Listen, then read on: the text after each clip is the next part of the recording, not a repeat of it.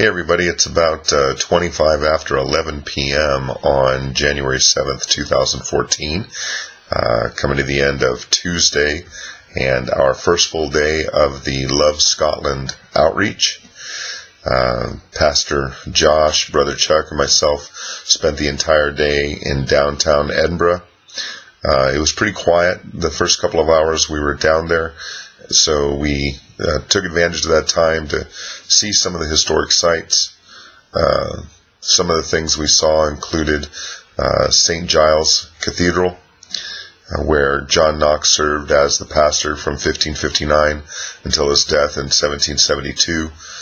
Got to take a look around inside the church, saw John Knox's pulpit, walked around to the back of the church where we saw the famous parking space number 23. It's under that parking space where John Knox is believed to have been buried after his death. We then walked down the hill known as the Royal Mile to his house, saw the area from which John Knox frequently open-air preached at the top of the stairs leading into the house on a small porch patio area. And then Brother Chuck and I went into the house, and it was remarkable. The top floor was remarkable. It looks exactly as it likely did some 500 years ago, 450 years ago. And it was beautiful in a very stark way, but to know that that was where John Knox prepared his sermons, where he prayed, where he read his Bible, where he would die. The window that he sat next to where someone tried to assassinate him by putting a musket round through that window. The painted ceiling, the floors, the walls. I mean, you felt like you were had gone back in time some 4.5 centuries.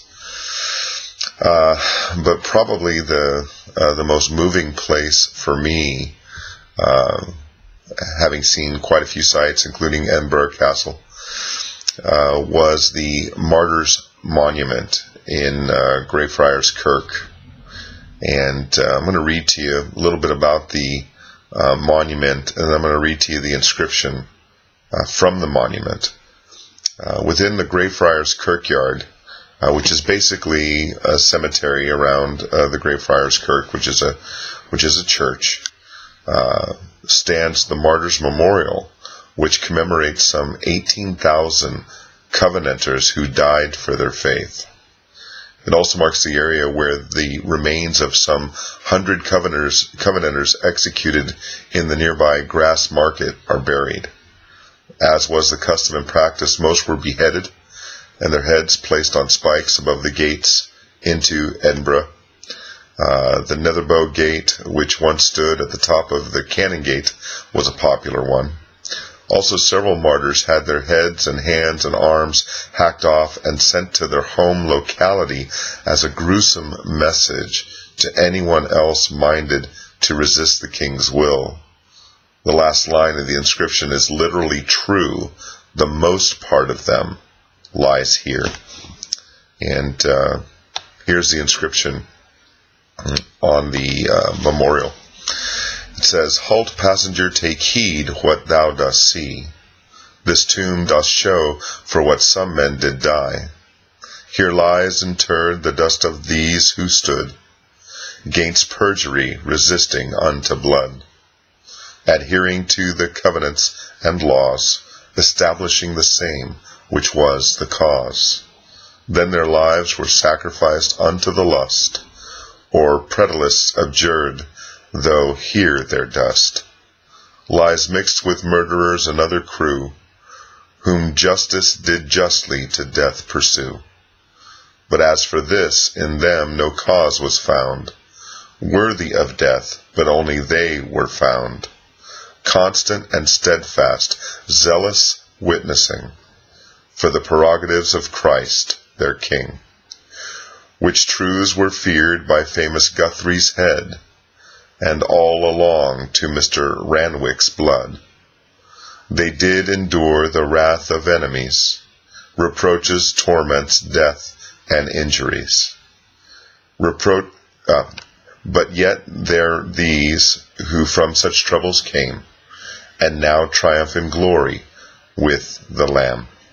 From May 27, 1661, that the noble Marquis of Argyll suffered to the 17th of February 1688, that Mr. James Ranwick suffered, were executed at Edinburgh about 100 of noblemen, gentlemen, ministers, and others, noble martyrs for Jesus Christ. The most part of them lies here. And as the three of us were standing there at the memorial, at the monument, I thought of asking Josh to take a picture of me standing next to it, but I just couldn't bring myself to do that. Somehow I thought that would just wouldn't be appropriate. I really had no business taking a picture next to this monument commemorating the death of 18,000 who died for their faith. I have not yet been called to suffer in that way. I don't know if I will. But just out of respect for those who gave their lives for the cause of Christ, I thought it was best just to take a picture of the memorial without me standing next to it. We took in a few other sites, had some lunch, enjoyed some fine Scottish cuisine in downtown Edinburgh. You might know it as KFC, Kentucky Fried Chicken. And then we got to work. Then we started preaching. We open air preached for about 4.5, 5 hours, distributed tracts, engaged people in conversation. We went through hundreds of gospel tracts. Got to encourage a number of Christians on the streets there. Many people heard the gospel. Thank you for your prayers. We not only didn't have any negative contact with law enforcement, we didn't have any contact at all. In fact, it was interesting. We did get heckled, rather Josh did, got heckled by a man outside of an office building window, 2 or 3 stories up. And Josh finished his preaching. We had already decided that we were going to move to another place when Josh finished preaching. And so we were packing things up, and a police van comes driving down this small pedestrian street, and they were looking for someone or people. And we thought, well, maybe they are looking for us, but we were done. We weren't preaching. We were picking up our backpacks, and so they didn't think anything of us. What made us think that they were looking for people is they came back around a second time, looking all over the place. And so we thought, yeah, you know what? That guy up in the office building must have called the police, or someone did, because we did get several looks outside of windows. I used amplification in there. Josh didn't. Neither one of us really needed to. The acoustics were magnificent in this pedestrian area. And then we walked down to one of the main streets, did some more open-air preaching, handed out more tracts. It was very cold, but the Lord blessed us with quite a bit of sunshine throughout the day, and so that made the temperatures manageable. But all in all, it was a very good day. Tomorrow we will be heading to Dundee, a city with a population of about 75,000. We're going to be spending 3 or 4 hours down there open air preaching. And then we're going to head off to St. Andrews. You golf fans may know that as the place of the British Open National Championship Golf Tournament.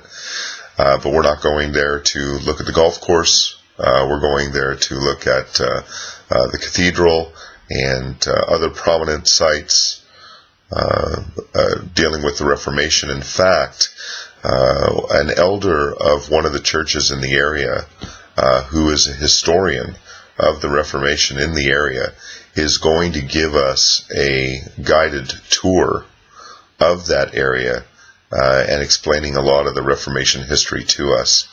So in addition to doing the open air preaching tomorrow, we're going to also get an education on the Scottish Reformation, and so I'm really looking forward to that. So today again was a good day. Again, many people heard the gospel, received the gospel through gospel tracts, received the gospel through either listening to the open air preaching or being engaged in a one-to-one conversation. And so it was a great start to the Love Scotland tour. And so we ask that you continue to pray for us tomorrow. Pastor Josh has not been to Dundee, so we know of some good areas down there to open air preach. But we don't know what interaction is going to be like with the locals, with law enforcement. Dundee is a city that's not known as a tourist attraction, so most of the people we will be engaged with tomorrow will be Scots, and so that should make for an interesting day. So please pray for us. Pray that the gospel goes forth. Pray that the Lord makes it so that we can continue to preach unhindered, and pray that we'll learn a great deal too about the Scottish Reformation. So it's late, need to sign off, need to get some sleep, but God bless. Thank you for the prayers, and I will update you again tomorrow. Good night.